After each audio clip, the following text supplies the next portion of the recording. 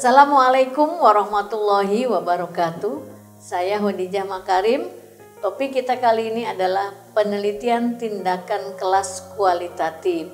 Teman-teman sekalian, topik ini sengaja saya angkat untuk menjawab beberapa pertanyaan teman-teman sekalian di kolom komen. Itu sangat banyak sekali ya. Nah, di dalam penelitian itu ada dua pendekatan kuantitatif dan kualitatif.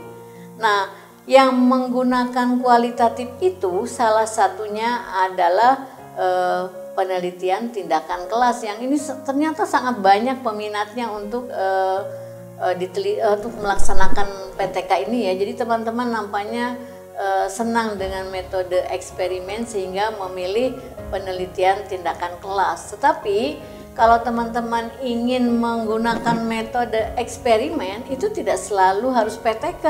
PTK kan pendekatannya adalah cenderung kualitatif. Tapi kalau misalnya ingin menggunakan metode eksperimen yang kuantitatif juga bisa. Jadi itu ya, kalau misalnya pakai metode eksperimen boleh pilih yang kuantitatif, boleh pilih kualitatif yaitu PTK. Nah, sekarang kita lihat di dalam PTK itu kan yang diteliti itu kan kaitannya dengan guru, proses belajar mengajar. Misalnya dalam program dalam hal ini misalnya matematika, bahasa Indonesia, mungkin mata pelajaran yang lain. Nah, guru bisa memperbaiki proses pembelajaran itu melalui penelitian tindakan kelas ya. Nah, sekarang kalau kita lihat PTK itu dapat meningkatkan kinerja guru ya. Jadi kalau begitu siapa dong yang melaksanakan PTK? Kan kalau kita lihat di dalam tadi ya, guru dapat meningkatkan kinerjanya melalui penelitian tindakan kelas. Kalau ini dalam rangka meningkatkan kinerja guru, berarti gurunya yang melaksanakan PTK. Untuk apa? Untuk itu tadi evaluasi. Misalnya kalau misalnya dalam mengajar berapa persen tingkat keberhasilannya, mana yang berhasil, mana yang belum berhasil, itu berarti guru bisa melaksanakan PTK. Nah, kalau kita lihat selanjutnya, kalau kaitannya dengan skripsi ya, siapa sebetulnya subjek dari PTK itu? Nah, baik teman-teman sekalian, kalau kita melihat subjek dari penelitian tindakan kelas, kalau teman-teman sebagai peneliti berarti teman-teman sendiri menjadi peneliti, langsung meneliti. Ya, misalnya siapa yang menjadi respondennya? Ya siswa, ya peserta didik dari mulai level anak usia dini ya, PAUD yang dikelola oleh PKK ataupun misalnya taman kanak-kanak, ada yang negeri, ada yang swasta, kemudian SD, SMP, SMA dan SMK. Nah, sekarang kalau kita lihat ada nih yang bertanya, Bu, kalau misalnya PTK jadi yang melaksanakan penelitiannya siapa? Ada dua cara. Bisa jadi yang melaksanakan proses mengajar belajarnya, misalnya contoh ya, kalau teman-teman ingin meneliti masalah-masalah yang berkaitan pada mata pelajaran matematika, tapi masih kurang percaya diri kalau mengajar, ya udah nggak apa-apa, guru matematikanya yang mengajar. Kemudian teman-teman nanti tinggal melaksanakan penelitiannya, berarti dalam hal ini bekerja sama ya. Tapi kalau misalnya mau seluruhnya, misalnya penelitian PTK-nya itu mau bahasa Arab misalnya ya, mau bahasa Indonesia dan teman-teman menguasai bidang itu, ya udah bagusnya langsung aja teman-teman yang mengajar pilih pokok bahasannya yang akan diukur. Tentu tetap ya bekerja sama dengan guru bidang studi, kan yang tahu batasan sampai mata pelajaran itu, misalnya pada hari ini pokok bahasannya apa, kan guru bidang studi. Jadi tetaplah bekerja sama dengan mereka. Nanti setelah itu baru diputuskan, Bu, Pak, misalnya saya yang akan mengajar ini dan kemudian nanti saya akan mengukurnya gitu ya. Nah, sekarang kita lihat instrumen apa yang digunakan di dalam PTK ya. Jadi teman-teman harus tahu itu, jangan sampai ketika di sekolah udah mau melaksanakan PTK instrumennya nggak lengkap. Nah, kita lihat yang pertama, lembar panduan observasi, jangan lupa ya. Jadi lembar panduan observasi itu harus tertutup. Jadi teman-teman tinggal centang aja gitu, jangan harus dicatat. Jadi betul-betul dibuat sedemikian rupa secara mendetail. Kemudian yang kedua kuesioner.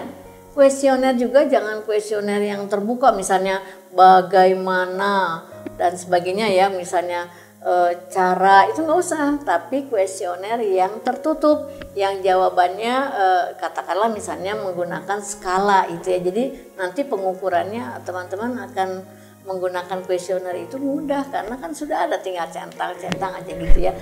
Pilihlah skalanya sesuai dengan kebutuhan. Misalnya skala Likert ya, ambil yang skalanya 5 misalnya gitu. Yang ketiga tes. Nah ini tes kemampuannya. Kalau bidang studi contohnya tadi matematika, harus dites. Tesnya ada 2, pre-test dan post-test. Kadang teman-teman mahasiswa juga tanya, Bu, apakah harus 2 kali tesnya misalnya, apakah harus 3 kali? Ya tergantung kebutuhan. Kalau memang idealnya sih ya jangan sampai 3 kali, 2 kali aja. Pre-test, kemudian dapat berapa nilainya, lalu post-test gitu ya. Nah kecuali misalnya ada kasus-kasus tertentu bisa jadi post-testnya 2 kali gitu ya. Nah misalnya karena belum memenuhi ketuntasan minimal dari proses belajar itu, nah untuk mengadakan tes yang berulang berarti harus diajar lagi dong ya. Nah yang keempat adalah dokumentasi. Dokumentasi ini bisa jadi misalnya katakanlah misalnya pertama teman-teman mendapatkan laporan dari guru bidang studi tentang perkembangan nilai-nilai dari mata pelajaran yang akan diteliti gitu ya. Nah sekarang kita beranjak ke variabel ya. Kadang ada juga sih di kolom komen, Bu kalau PTK variabelnya apa gitu ya. Apakah hanya mengukur tesnya atau apa? Nah kan sekarang kita lihat, karena kalau di dalam penelitian non PTK kan ada variabel X1, X2, Y1, Y2, ada variabel antara, ada variabel moderator. Itu kalau non PTK ya, misalnya metode eksperimen, metode yang lain deskriptif dan sebagainya. Nah sekarang kalau PTK variabelnya itu adalah, kamu lihat ada 3 ya, jangan lupa, input ataukah proses ataukah output. Nah input, siapa input?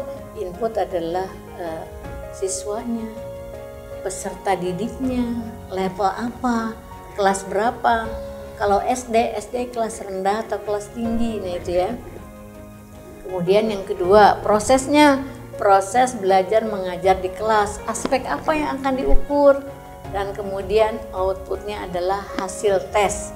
Nah itulah variabelnya, 3-3-nya itu kita pakai. Jadi respondennya adalah siswa atau peserta didik, kemudian pengamatannya di dalam proses belajar mengajar, memilih pokok bahasan dari bidang studi tertentu, outputnya adalah hasil tes, yaitu post-test. Kan kalau pre-test adalah sebagai ukuran awal nih, misalnya contoh, kalau saya tadi berfokus pada misalnya kita ganti sekarang pelajaran bahasa Indonesia misalnya. Ketika pre-test berapa nilainya? Katakanlah satu subjek itu yang pre-test, oh dia 75, lalu diberikan materi pembelajaran oleh peneliti, oleh mahasiswa. Lalu diadakan post-test, dia naik menjadi 95 misalnya. Berarti kenaikan ada 20 poin ya. Nah berarti proses pembelajaran penelitian tindakan kelasnya berhasil. Tapi bisa jadi tetap 75 atau bisa jadi turun ya, meskipun ini jarang ya, biasanya sih pada naik ya nilainya, kemudian minimal sama. Tapi kalau saran saya usahakan ada peningkatan, karena kan kita dalam rangka melihat penelitian tindakan kelas itu adalah untuk mengoreksi kesalahan di dalam proses belajar mengajar, apakah dengan metode tertentu ada kenaikan. Kan kita bisa bekerja sama dengan guru di sekolah. Jadi misalnya gini, selama ini Bu, Pak misalnya apa metode yang digunakan untuk mengajar bidang studi bahasa Indonesia? Nanti kan gurunya menjelaskan ini misalnya metodenya.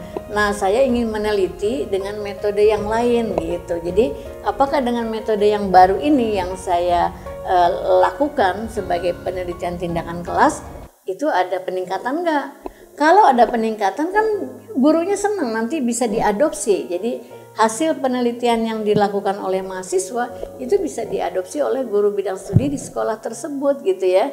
Jadi baik teman-teman sekalian, kita lihat sekarang persoalannya adalah apakah semua permasalahan di kelas menjadi PTK? Ya enggak lah ya. Kalau misalnya kaitannya dengan bidang studi ya itu PTK. Ya, tapi kalau misalnya tidak ada kaitan dengan bidang studi, misalnya adalah diagnosis kesulitan belajar yang berkaitan dengan masalah-masalah fisiologis, psikologis, berarti penelitiannya bukan PTK meskipun dilaksanakan di kelas itu ya. Nah sekarang kita lihat supaya teman-teman jelas nih apa sih yang maksud dengan PTK itu ya. Jadi yang penting itu adalah kata kuncinya adalah hanya yang memungkinkan diselesaikan pada saat itu di kelas. Itulah PTK ya. Selanjutnya kalau kita lihat apa saja kalau begitu permasalahan PTK ya, kita lihat sekarang. Yang pertama berkaitan dengan metode pembelajaran. Tadi saya bilang ya, kalau misalnya teman-teman mau meneliti metode pembelajaran, tanya sama gurunya dulu. Selama ini menggunakan metode pembelajaran apa gitu ya. Kalau saya nanti mau meneliti dengan metode baru gimana. Kemudian yang kedua berkaitan dengan motivasi belajar, turun naiknya motivasi belajar. Siapa tahu dengan menggunakan metode baru nanti motivasi belajarnya meningkat. Nah berarti di sini nanti ada tuh kuesioner yang mengukur motivasi yang tadinya nanti diukur misalnya berapa nilainya, setelah itu kemudian ada nggak peningkatan motivasi. Nah itu PTK. Lalu minat belajar, dan yang ini nih model pembelajaran paling banyak ya, paling banyak mahasiswa yang melaksanakan PTK itu memilih model pembelajaran ya sebagai alat ukurnya atau media pembelajarannya. Kemudian jangan lupa bahwa yang kadang ini lupa mahasiswa partisipasi siswa di dalam proses belajar. Nah, nih teman-teman sekalian ya, kalau mau jujur saya sih lihat yang berkaitan dengan metode dan model pembelajaran itu sudah sangat banyak.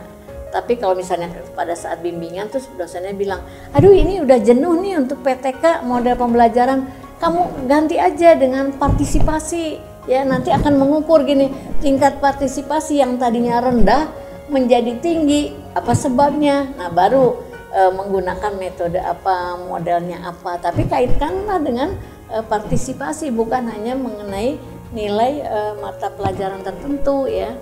Selanjutnya adalah kapan dia katakan berhasil suatu penelitian tindakan kelas. Jadi teman-teman ada dua ukuran yang sederhananya ya, mungkin ada ukuran lain nanti, tapi saya ingin sampaikan dua saja. Yang pertama, jika telah memenuhi target yang sudah ditentukan dalam proposal. Kemudian yang kedua, sesuai dengan kriteria ketuntasan belajar yang ada di sekolah itu. Jadi kalau kita akan melaksanakan penelitian tindakan kelas, itu harus selalu berkoordinasi dengan aturan yang digunakan di sekolah tersebut.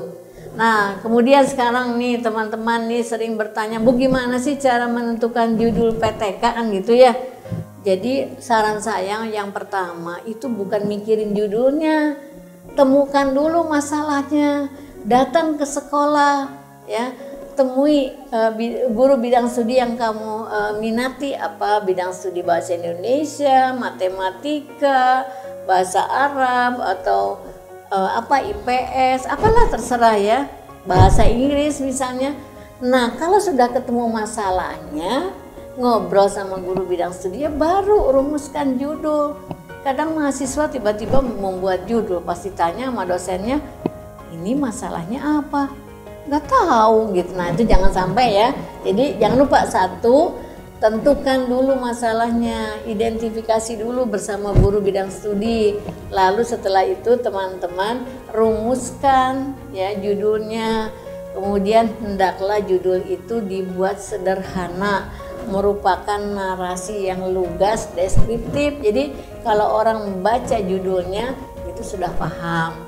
Nah kemudian nih ingin saya sampaikan juga ciri-ciri ya, ciri-ciri judul yang PTK nih kalau teman-teman nanti mau browsing gitu ya, skripsi atau jurnal PTK yang sudah